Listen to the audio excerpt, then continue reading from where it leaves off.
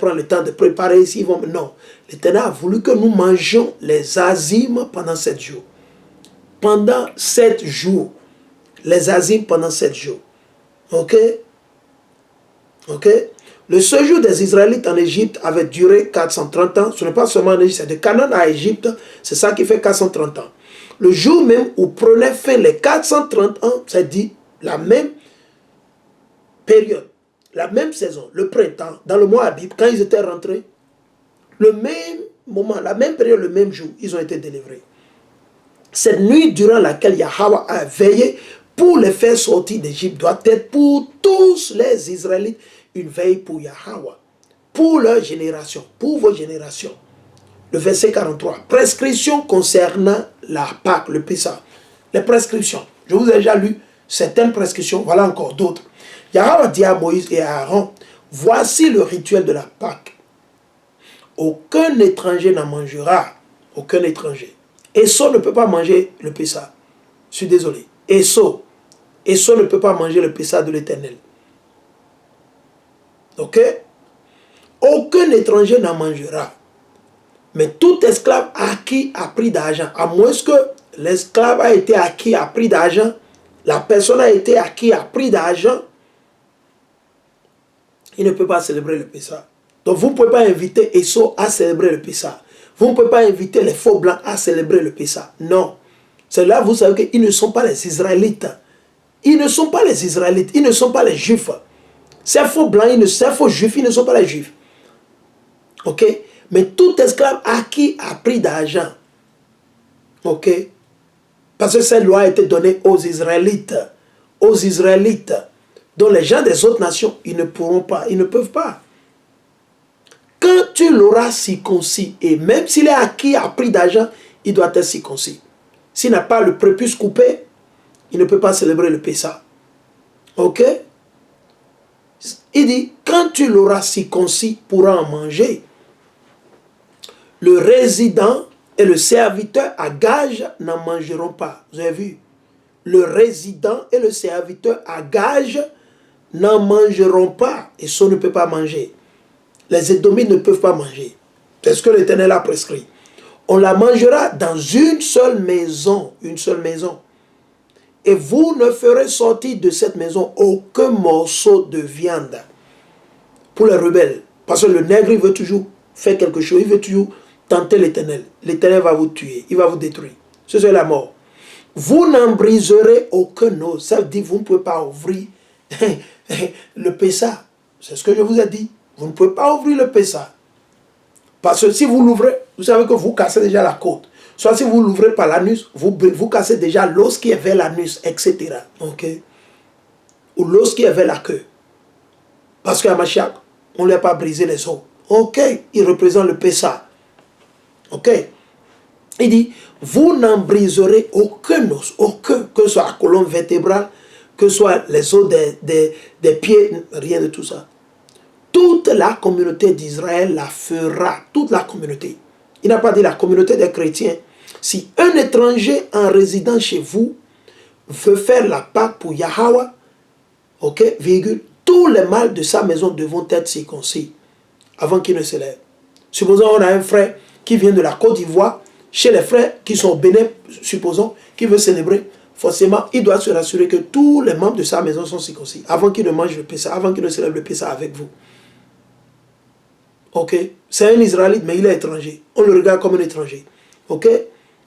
Si un étranger en résidant chez toi, il vient résider chez vous, veut faire la Pâque pour Yahweh, tous les mâles de sa maison devront être circoncis. Vous avez vu? Il sera alors admis à la faire. Il sera comme un citoyen du pays. Il sera comme un citoyen. Un citoyen du pays. Citoyen du pays.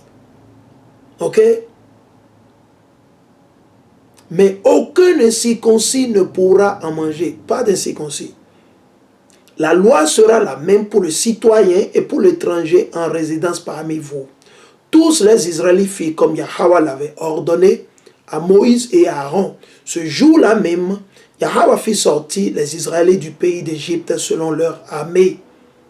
Ok, le chapitre 13 et le verset 1. Yahweh parla à Moïse et lui dit, consacre-moi tout premier-né, prémisse du sein maternel parmi les Israélites, homme ou animal, il est à moi. Moïse dit au peuple, souvenez-vous de ce jour, celui où vous êtes sortis d'Égypte, de la maison de servitude, car c'est par la force de sa main que Yahweh vous en ait fait sortir, et l'on ne mangera pas de pain levé. Aujourd'hui, vous sortez dans le mois d'Abib, quand Yahweh t'aura fait entrer dans la terre des Cananéens, des Hittites, des Amorites, des Hivites et des Jébuséens, qu'il a juré à tes pères de te donner, terre qui ruisselle de lait et de miel. Tu pratiqueras ce rite en ce même mois, toujours le même mois. Pendant 7 jours, tu mangeras des azimes, et le 7e jour, il y aura une fête pour Yahweh. Ce sont des azimes que l'on mangera pendant les 7 jours. Et l'on ne verra pas chez toi de pain levé, ni on ne verra chez toi de levain dans tout ton territoire. Dans tout ton territoire. Dans tout ton territoire. Ce jour-là, tu parleras ainsi à ton fils. Donc, chers frères et sœurs, vous qui avez des enfants, parlez, expliquez ça à vos fils et à vos filles. C'est à cause de ce que Yahweh a fait pour moi lors de ma sortie d'Égypte, lors de la sortie de vos aïeux. Ce sera pour toi un signe sur ta main, un mémorial sur ton front. Donc on doit toujours se rappeler du Pessah et de la fête des Azimes, afin que la loi de Yahweh soit toujours dans ta bouche, car c'est ta main forte que Yahweh t'a fait sortir d'Égypte d'esclavage. Tu observeras cette loi au temps prescrit d'année en année, d'année en année, d'année en année. Toutes les années, on doit célébrer le Pessah. C'est ce que nous venons de lire. Maintenant, le jour où vous célébrez le Pessah, déjà vous comptez, n'est-ce pas? Le 10e jour, vous allez acheter votre mouton de 1 an, sans tare, sans défaut ni péché, sans rien. Vous l'amenez chez vous. Vous rassurez qu'il a de quoi manger, tout ça là. Le 14e jour, c'est-à-dire le 13, quand le soleil va au coucher le 13. C'est-à-dire le 13e jour est terminé, c'est le 14e jour qui commence. C'est le soir, vous immolez le Pessah. Maintenant, qui va immoler le Pessah? C'est seulement les frères qui sont proches de l'Éternel.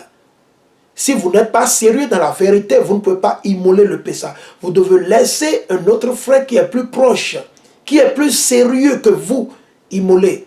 C'est de la discrimination? Non, c'est ce que l'Éternel a dit. Ok? C'est ce que l'Éternel a prescrit.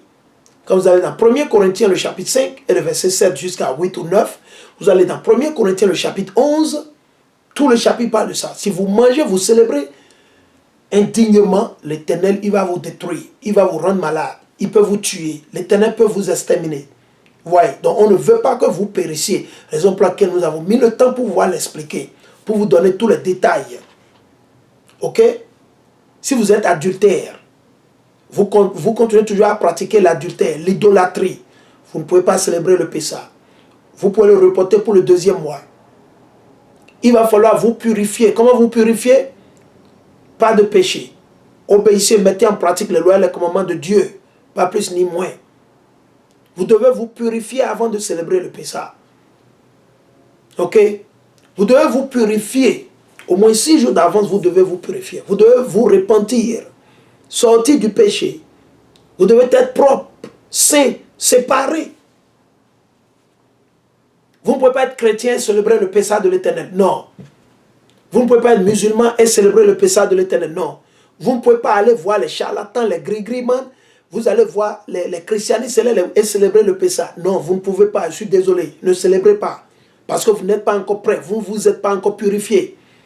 Et vous ne pouvez pas non plus aussi arrêter d'aller chez les christianistes ou les charlatans, ceux qui font les gris-gris pour vous, vos démons, vous allez chez eux. Supposons que vous allez chez eux, et maintenant, à quelques jours du Pessah, vous prenez 6 jours, vous dites, ok, je n'irai pas chez eux. Et après le Pessah et la fête des Azimes, vous repartez encore. L'Éternel va vous tuer. Marquez mes mots quelque part. L'Éternel, il va vous affliger sauvagement. Yes, l'Éternel va vous affliger. Ça, c'est de l'hypocrisie. Et vous tentez l'Éternel. Parce que vous avez reçu l'onction, la lumière, la vérité. Et vous tentez l'Éternel. Vous durcissez votre cœur. L'Éternel, il va détruire ce cœur. Il va détruire votre cœur. Votre cœur de pierre, il va le détruire. Ok? Donc, nous voulons rappeler tout le monde. La bière, si vous voulez le boire, vous ne pouvez pas boire la bière le jour du Pessah. Ça doit être du vin rouge. Le vin souvent appelé kosher, mais cheval, un truc comme ça.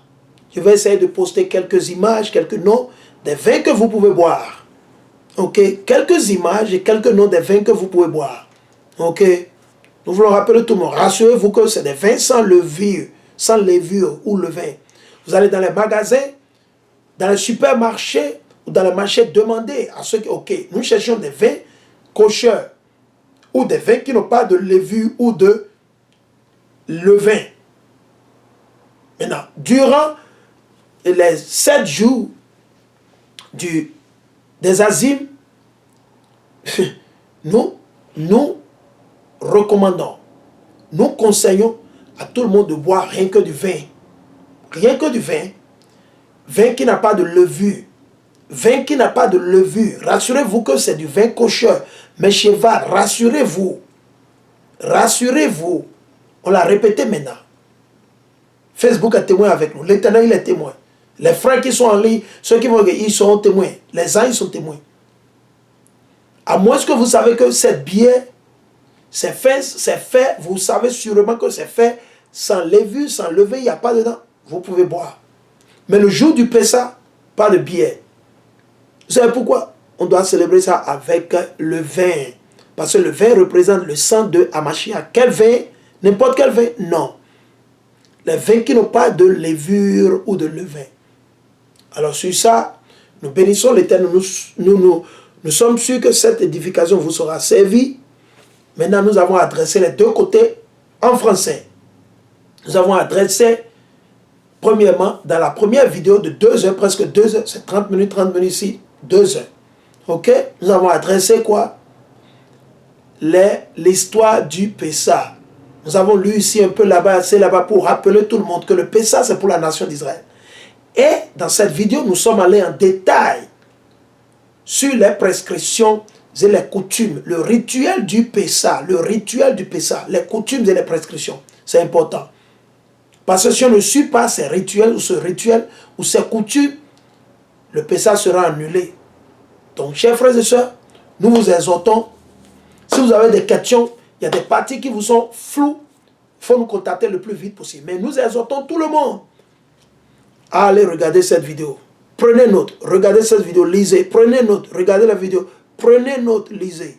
Souscrivez-vous sur mon YouTube. Partagez à vos frères, à vos cousins, à vos amis, etc. Shalom. Je viens et dire. C'est important pour que tout le monde le sache. Ok? Pour que tout le monde le sache. Pour qu'on ne dise pas après que, ouais, blablabla, blablabla. Non. Nous voulons que tout le monde soit informé. Donc sur ça, nous bénissons l'Éternel Yahweh à travers son fils Yahweh Mashiach pour les siècles des siècles. Amen. Nous vous disons toujours bonne année à tout un chacun de vous. Bonne année à la famille, à la diaspora, au nom de l'Éternel à travers son fils Yahweh Mashiach. Préparez-vous pour le Pessah, purifiez-vous. Sortez du milieu du péché, sortez du milieu des pécheurs et cherchez l'Éternel. Cherchez l'Éternel. Amen, alléluia, amen, alléluia, shalom, shalom. Shalom à la famille, shalom à tout le monde, shalom à tous les camps, dehors là-bas, shalom, shalom.